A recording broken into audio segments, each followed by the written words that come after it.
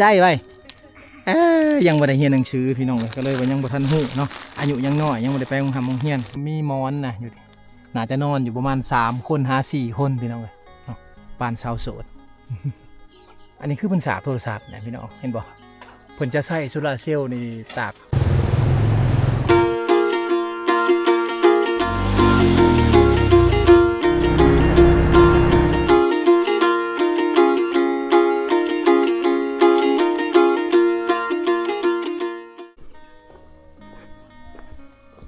หมู่บ้านละวิ่งละเบินนี่เป็นหมู่บ้านที่ว่าขนาดใหญ่พอสมควรพี่น้องเนาะประมาณ50หลังคาเฮือนแต่ว่าชาวบ้านเขาเจ้าจะอยู่ยังยายกันไปคุ้มที่บ่โนดทายให้พ่อแม่พี่น้องได้เบิ่งเมื่อกี้ก็เป็นคุ้มทำอิฐเนาะมีประมาณ4-5คุ้มพี่น้องเลยเนาะในวิถีชีวิตชาวบ้านเขาเจ้าอยู่ทางเขตนี้ก็สิเป็นวิถีชีวิตดั้งเดิมนะแบบดั้งเดิมพี่น้องเฮือนนี่จะมีเฮือนกระตูบเป็นเฮือนตูบมุงใบตองเคาะต่างๆชาวบ้านเขาเจ้าอยู่ทางเขตนี้ส่วนหลายเขาก็จะเฮ็ดให้เฮ็ดสวนพี่น้องเนาะเฮ็ดหน้านี่ดำน้อยนะหน้านี่ดำน้อยหน้านี่บ่ค่อยปานใดนี่เพิ่นนี่มาแต่ให้ได้นี่สบายดีเกาะใจแหละโอ้มาแต่ให้แต่สวนเนาะถือทิพเขามากินพร้อมเนาะถือเขาถือน้ำไปน้ำเพิ่นก็จะอยู่ตามถนนหนทางแต่สมัยสงครามไปเลยพี่น้องอยู่แบบสี่ไปเฮามาอยู่เขตนี่ก็สิเห็นแต่คุมบอมคุมระเบิดแบบสีลายพี่น้องนี่เป็นเรื่องธรรมดาแหละพี่น้องอยู่ทางเขตนี้ถ้าว่าไผบ่เคยเห็นก็สิตึงหู้ซึกตื่นเต้นเนี่ยเนาะเพราะว่าทางบ้านเฮามันบ่มีแน่นอนพี่น้องคุมบอมแบบสี่บ่มีแล้วบางเขตชนบทก็มีหลายแบบสี่แต่ว่าชาวบ้านเขาไปอยู่แล้วเขาก็ถมพี่น้องถมเห็นเฮือนเห็ดชานแน่ก็เลยว่าเห็นให้บุคอยมีบันไดอยู่ทางจุดชุมพะบังเนาะตามเฮือนคนเนี่ยก็บุคอยมีหลายแต่ว่าอยู่ทางเขตนอกๆมาพี่ยังมีหลายอยู่พี่น้องเนาะเอามาในคุ้มนี้ก็จะมีอีกคุ้มหนึ่งพี่น้องเนาะก็คือน่าจะแม่นท้ายๆบ้านแหละพี่น้องคุ้มนี่เนาะ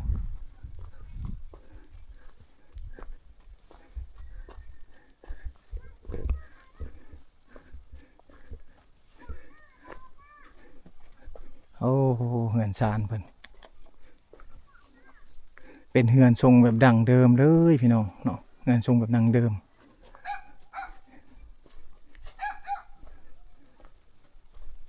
สบายดี เอาลูกอยู่เฮือนเนาะ ลูกเพิ่นแต่ลูกชายอยู่เฮือนป้าหมู่บ้านนี่คิดว่าเป็นหมู่บ้านน้อยๆแท้ๆอยู่ทางพี่เพิ่นอยู่หลายอะไรเนาะสบายดีบักล่ะ จ่าแก้วบ่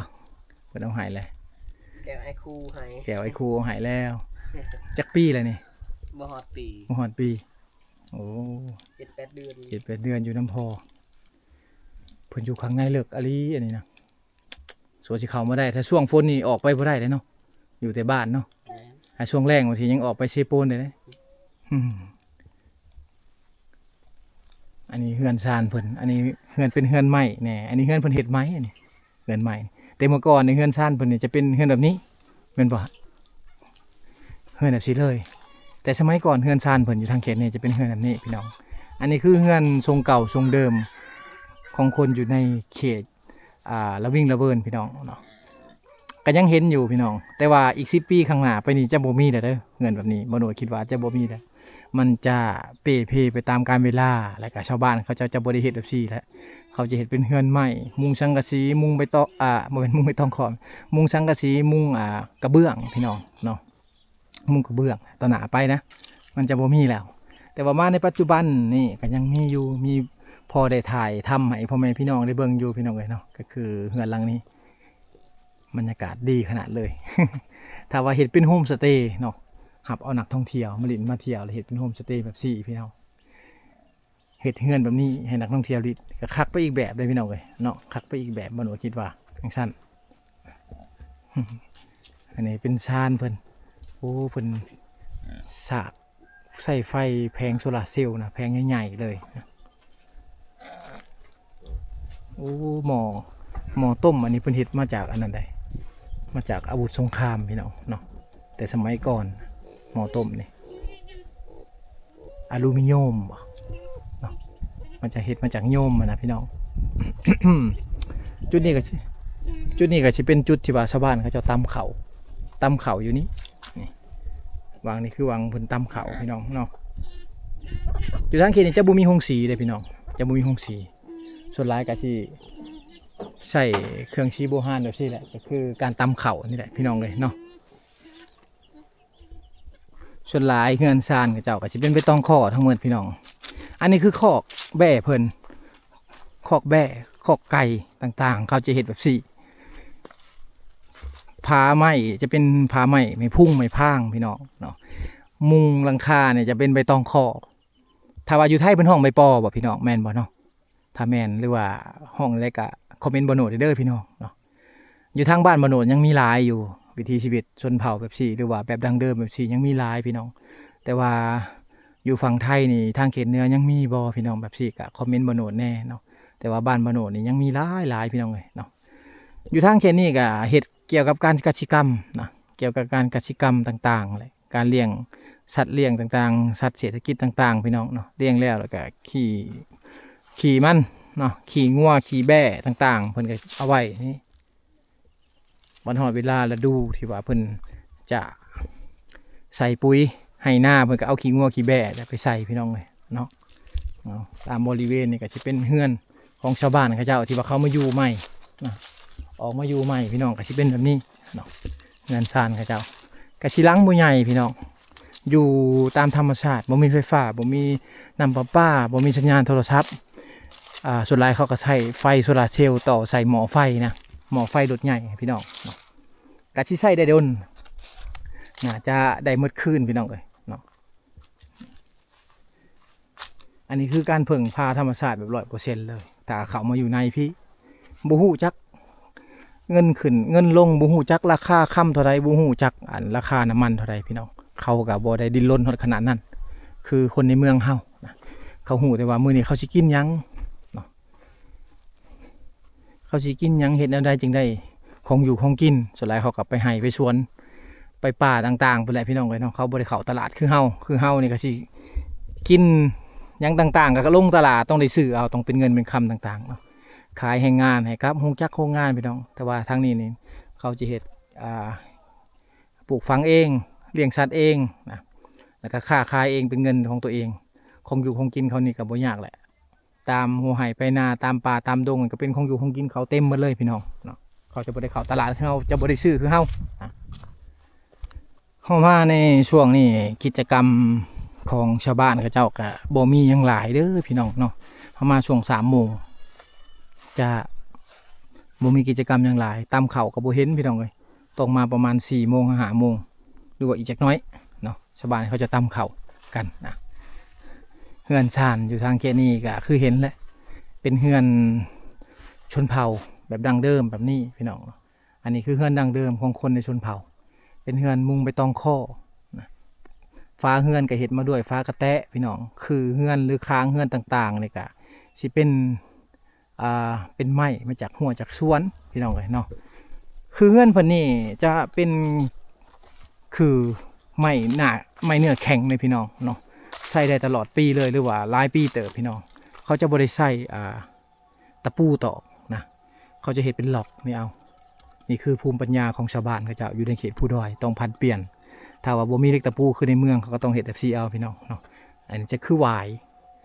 ยนี่เพิ่นจะเอามามัดคือมัดค้างต่างๆส่วนหลายจะเป็นหวายนี่อันนี้จะเป็นหวายทั้งหมดเลยพี่น้องเนาะเอามามัดคือนี่จะบ่เห็นเล็กกระปูเลยเฮือนหลังนี้จะเป็นเฮือนเก่าแก่อะลีพี่น้องเลยเนาะได้อยู่แหละประมาณ10 ปีพี่น้องเนาะ10 ปีครับว่าเพิ่นสิแป้งแต่หลังคาเฮือนนี้น่าจะช่วงประมาณ5 ปีนี่ได้เปลี่ยนเท่านึงหลังคาใบตองคอเนาะ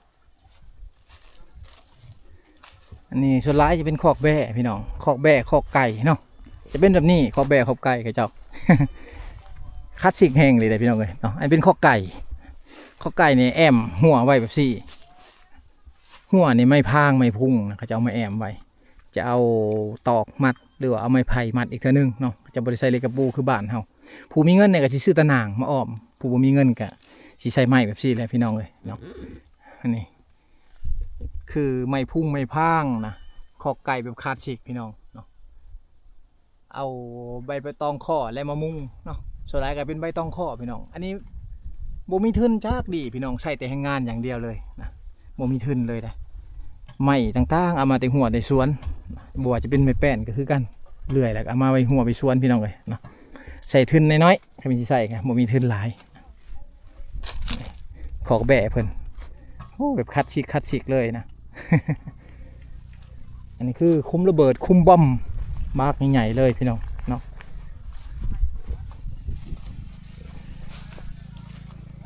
มาวังนี่ขักเลยพี่น้องเนาะเป็นเฮือนทรงเก่าทรงเดิมหลายหลังเติบเฮือนมุงไปตองข้ออันนี้น่าจะเป็นเฮือนชาวโสดพี่น้องเนาะโมโนคิดว่าได้น่าจะแม่นเพราะว่าอยู่ทางเขตนี่ยังมีเฮือนชาวโสดอยู่อันนี้จะเป็นเฮือนชาวโสดอันนี้เฮือนชาวโสดบ่โอ้ตะแรงพุ่นเลยเนาะอันนี้คือเฮือนชาวโสดพี่น้องเนาะเป็นเฮือนผู้สาวที่ว่ายังบ่มีคู่บ่มีแฟนแล้วเขาจะมานอนอยู่นี่รวมโตกันอยู่นี่และผู้บ่าวอยู่ทางอันนั้นอยู่ทางบ้านอื่นหรือว่าผู้บ่าวเวียดนามมาลินอยู่ลาวเฮากับมาลินผู้สาวอยู่นี่พี่น้องเนาะเขาว่าเขาเจ้ามักเขาหักกันเขาก็ไปทางอื่นถ้าว่าเขาบ่หักบ่มักกันกะเขาก็นั่งร่วมกันอยู่นี่แหละกินเหล้ากินเบียร์อยู่นี่เนาะ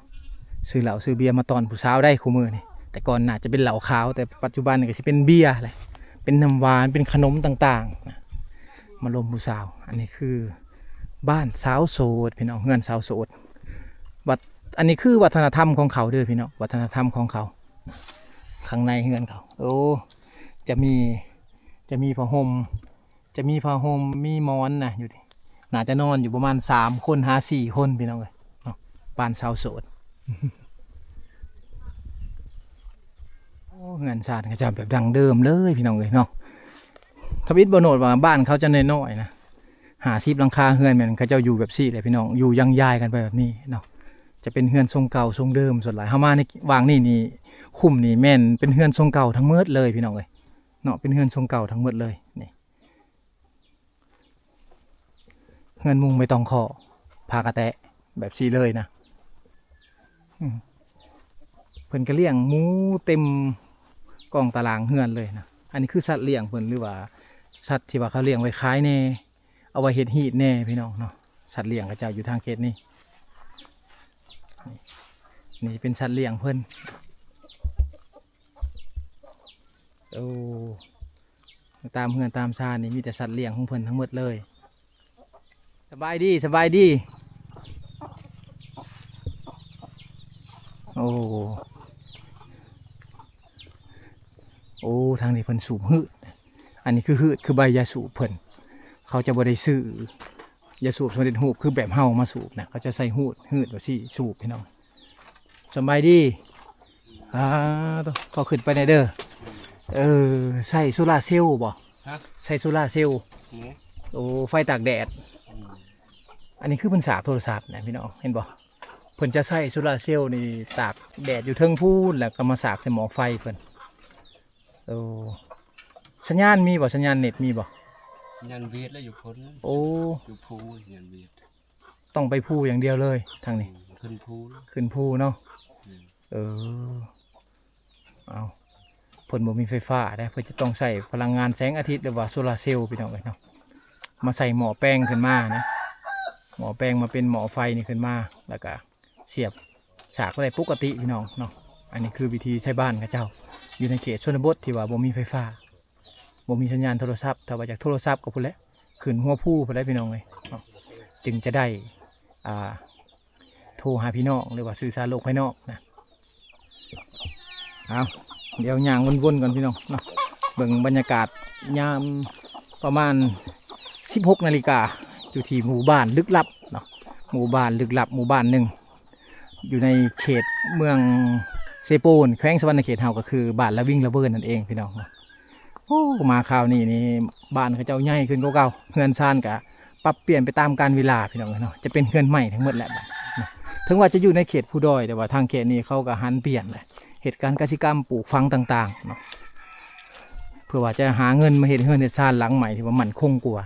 กระเบื้องส่วนหลายทั้งนี้เขาจะใส่กระเบื้องเวียดนามกัน จะเป็นกระเบื้องเป็น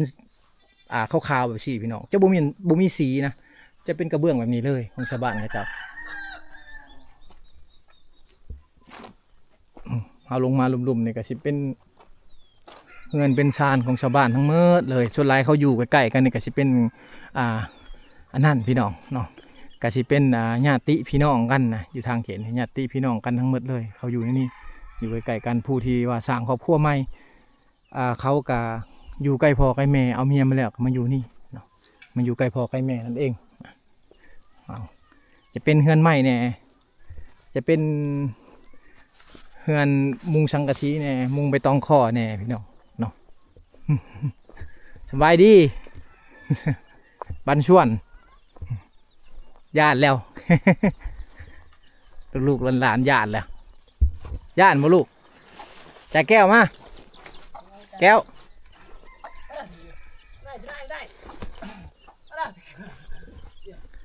มาจ่าแก้ว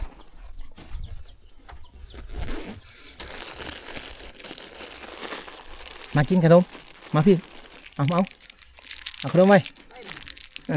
ถ้าพ่อแม่บอกกับบอกล้าเอาแต่พี่น้องเลยเนาะจะมาลูกกับใจเนาะ โอ้โหจักเลยเนาะยังไม่ได้เข่าโรงเรียนมาลูกพี่เสือเขียวจะแก้วมาเอาไว้ถ้าพ่อแม่บอกให้เอากับบอกล้าเอาคือกันนะจับเอาลูก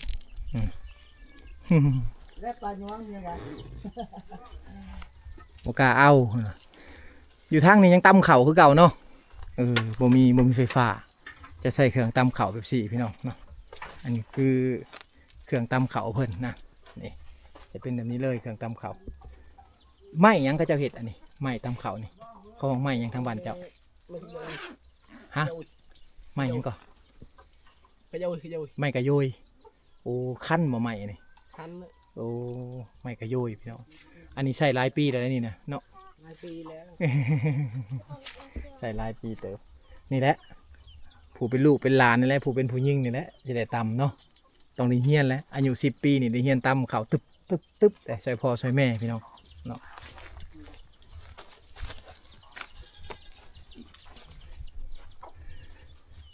บริเวณ นี่ก็สิเป็นบริเวณที่ว่าเงินซ่านพ่อแม่พี่น้องต่างๆลูกพี่น้องกันหรือว่าญาติพี่น้องกันมาอยู่พี่หมดเลยนะอยู่ใกล้ๆกันคือกันพี่น้องเลยเนาะมีเงินเป็นชานเพิ่นลุ่มลงไปเพิ่นก็สิเป็นทงไห้ทงนาเดี๋ยวนี้โครงการเขาก็มาช่วยเหลือแล้วแหละเนาะอันนี้คือเฮือนที่ว่าเพิ่นสร้างครอบครัวใหม่นะผู้ใดที่ว่าสร้างครอบครัวใหม่กะสิเฮ็ดแบบสี่ไปก่อนพี่น้องเนาะส่วนหลายก็สิเป็นเฮือนที่ว่ามุงใบตองข้อนะฟ้าก็เป็นฟ้าใบตองข้อทั้งหมดเลยพี่น้องเนาะเฮือนสารเพิ่นอันนี้จะเป็นเฮือนครัวอันนี้คือบางแต่งอยู่ครัวกินเพิ่นสบายดีบันชวนโอ้บันชวนอันยังอ่ะนะกรึ้งคือมะเขือทางบ้านเพิ่นจะห้องบอกกรึ้งมะเขือนะอันนี้เพิ่นครัวเพิ่นสั่งครอบครัวใหม่แล้วอยู่แบบซี่เนาะยังบ่มีเงินบ่มีคำก็อยู่แบบซี่ไปก่อนพี่น้องเนาะถ้าว่ามีเงินมีคำแล้วเขาก็เฮ็ดเฮือนหลังใหม่อันนี้คือเฮือนเขาแต่สมัยก่อนสมัยตะกี้ก็เฮือนแบบนี้เลยพี่น้องเป็นเฮือนดั้งเดิมอะไรอ่ะหรออันนี้ไปต้องข้อทางบ้านเจ้าห้องใบยังอันนี้ไปมุงอังคารนี่สรอทางบ้านทางห้องไปต้องข้อใบปอแต่ว่าเพิ่นนี่ห้องว่าสรอนะพี่น้องนะอันนี้ได้วิถีชีวิตของชนเผ่าเฮาหรือว่าคนในชนบทก็สิแบบนี้เลยเนาะการนึ่งข้าวดังไฟต่างๆก็สิใส่ดวนฟืนพี่น้องไม้มาแต่หัวไห้แต่ชวนผู้หญิงและแบกมาอันนี้เพิ่นนึ่งข้าวอยู่อันนี้โดยสไลด์บ่โดยสไลด์โดยเนี่ยโดยสไลด์โดยสไลด์โดยสไลด์เพิ่นโดยเนี่ยโดนข้าวให้เพิ่นว่าบ่แม่นข้าวหน้านะข้าวให้ตัวนี้คือเฮือนซานเพิ่นพี่น้องอันนี้เฮือนซานนี่ทางเขตนี้ลูกเขาจะดุกเลย3 คน 4 คนลูกหลานอยู่ทางเขตนี่ เฮือนเพิ่นก็สิเป็นแบบซี่แหละพี่น้องเนาะเฮือนมุงไปต้องคอฟ้าก็เป็นยังบ่มีฟ้ากระแตะก็เอาฟ้าไม้เหี้ยไม้พางนี่แหละมามุงก่อนมาเฮ็ดมาแอมก่อนพี่น้องเอ้ยเนาะนี่เป็นเฮือนแบบซี่เฮือนแบบดั้งเดิมผู้ที่ว่าบ่มีเงินมีคำเท่านั้นที่ว่าเขาเฮ็ดแบบนี้ใส่ไปก่อนอยู่ไปก่อนซ้ำซาว่ามีเงินมีคำแล้วก็สิเป็นเฮือนหลังใหม่เฮ็ดเฮือนหลังใหม่มันดีกว่าเก่าพี่น้องแต่แก้วลูกมาแก้วลูกให้เจ้าก่อนขอบใจเลยลูกขอบใจไว้ยังบ่ได้เรียนหนังสือพี่น้องเลยก็เลยว่ายังบ่ทันฮู้เนาะอายุยังน้อยยังบ่ได้ไปโรงเรียนรู้เปล่าให้ผู้ใดก่อนให้ผู้เอื้อยก่อนเอาขอบใจไว้ครับเอามันบ่ฮู้ขอบใจอ่ะ ยังบ่ฮู้เนาะ มันบ่ฮู้ เอาเอา ใหญ่